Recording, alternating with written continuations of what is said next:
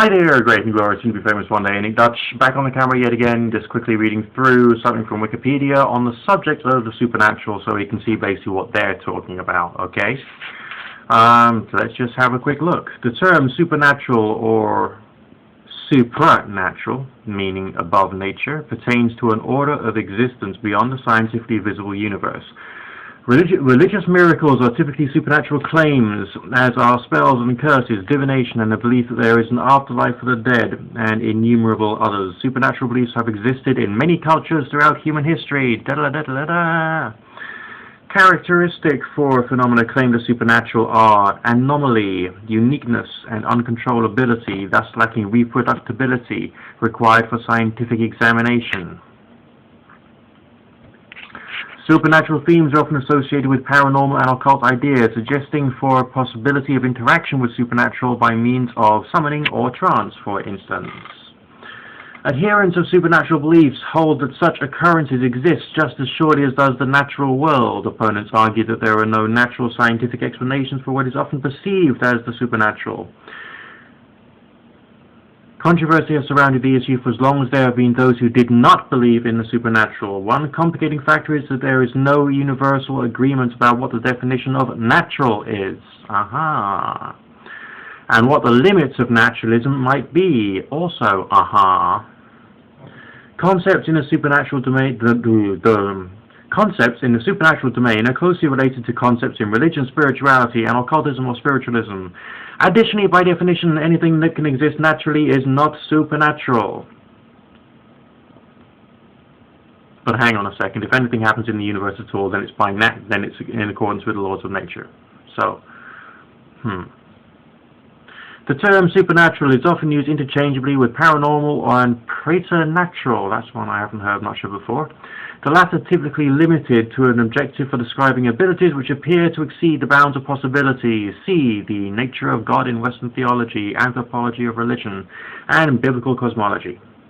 Likewise, legendary characters such as vampires, poltergeists, and leprechauns are considered supernatural. Ooh. Views on the supernatural. Okay, views on the supernatural include, maybe, firstly, distinct from nature. Some events occur according to natural laws and others according to a separate set of principles external to nature.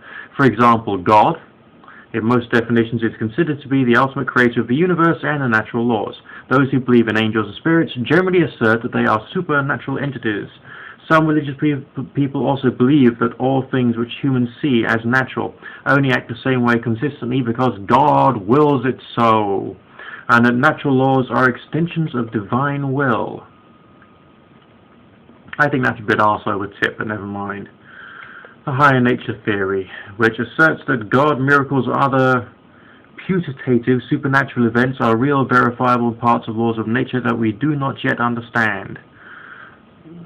I guess that's pretty close to what I think, but I think we can take the word God out of it myself. A human coping mechanism. Others believe that all events have natural and only natural causes. Well, so do I, but I also think that things under the category of supernatural are in fact natural. They believe that human beings ascribe supernatural abilities to purely natural events, e.g. lightning, rainbows, floods, and the origin of life. Oh, that's sweet. Alright, next subject, magic. Many people have sought to use both magic and science in hopes of empowering humanity for improvement and to achieve a clearer picture of humanity's place in the cosmos. Yeah. In some of the earliest Christian arts from the 3rd century, Jesus Christ is portrayed as a bare-faced youth holding a wand as a symbol of power. Little fairy he is. There may be a persistent link between supernaturalism, the paranormal, and a desire for immortality for those who have chosen that particular interpretation. Or another part of a larger nature. There is a view largely held by monists or monists and process theorists. According to this view, the supernatural is just a term for parts of nature that modern science and philosophy do not yet properly understand. Makes sense. Similar to how sound and lightning used to be mysterious forces of science. Materialist monists believe that the supernatural consists of things in the physical universe not yet understood by modern science, while idealist monists reject the concept of supernatural on the grounds that they believe nature is the non-material. I'm tired, I haven't quite taken that in.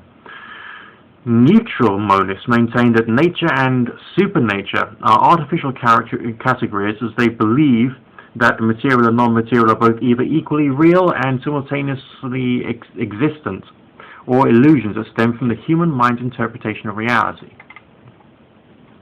Kind of with them there, not sure. Arguments in favor of supernatural reality. Here we go. Many proponents believe that past, present, and future complexities and mysteries of the universe cannot be explained solely by naturalistic means, and argue that it is reasonable to assume that non-natural entity or entities resolve the unexplained. So this is explanation by means of conscious entities, I assume.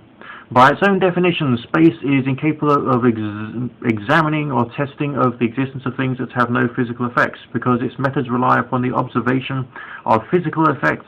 Proponents of supernaturalism claim that their belief system is more flexible, which allows more diversity in terms of intuition and epistemology. Okay, non-positivist approach. Sounds relatively okay to me. Arguments against supernatural reality. Number one, our knowledge of the world is continuously increasing. Some occurrences once assumed supernatural can today be explained by scientific theories. That's my point of view. Many suggest supernatural phenomena vanish when they are examined closely. There have been, for example, various studies on astrology. Most of them with negative results. I'm not surprised. A single positive result cannot outweigh many negative ones, as it can be expected by mere chance, as I would expect. Humanity in good mental health are capable of simulating perceptions that do not exist. That's true with a lot of people. This is commonly known as hallucinations in the sane. Hey, it's the sane people hallucinate. I'm tempted to add the word "to" there, if you get my drift, but never mind. Naturalism versus supernaturalism. Some people believe that supernatural events occur whilst others do not. There is naturalization, which is the neologism naturalize, meaning to make natural, is sometimes used to describe the perceived process of denying any supernatural significance to events which another presumes to be supernatural. It rests upon the believer's presumption that the supernatural events can and do occur. Thus, their definition of natural by the skeptic is seen through the results of a process of deliberate unconscious denial of any supernatural significance, thus naturalization. So, that's basically saying, no, you're probably wrong, I think. Then there's supernaturalization, which is to make supernatural, sometimes used to describe the perceived process of ascribing supernatural causes to events which someone else presumes to be natural. Okay, so that's same kind of thing but turned on its head. It's just basically arguing with semantics and not really coming down to reality. It's talking about points of view, but never mind. The subjective natural of the issue. Two people may come to completely different conclusions based upon identical evidence. Well, that's true, and that's true of scientists as well. One may automatically screen out possible explanations simply because they conflict with one's paradigm or worldview and create cognitive dissonance. That could be true of these extreme skeptics. It could also be many other motivations, conscious or unconscious, for this selective awareness. For example, to make oneself look good to others and thus avoid isolation. I mean, I know this guy who's a member of various respectable scientific bodies, and he's done paranormal research in the past, but he's not doing it again because he's a member of various professional scientific bodies. And he doesn't want to damage his reputation, despite the fact that he stated to me that he believes in and has knowledge of existence in other planes. So there's lots of interesting things about science getting in the way of, well, basically science, really. Alright, that's only one more definition there, which I'm not going to go into now because I think it doesn't really help. But never mind, that's Wikipedia. Just type in the word supernatural and you'll get all the stuff I've just told you. Alright? Good fortune, God and or goddess and or none of the above bless. Nick Dutch signing out for now. Have a great MF day.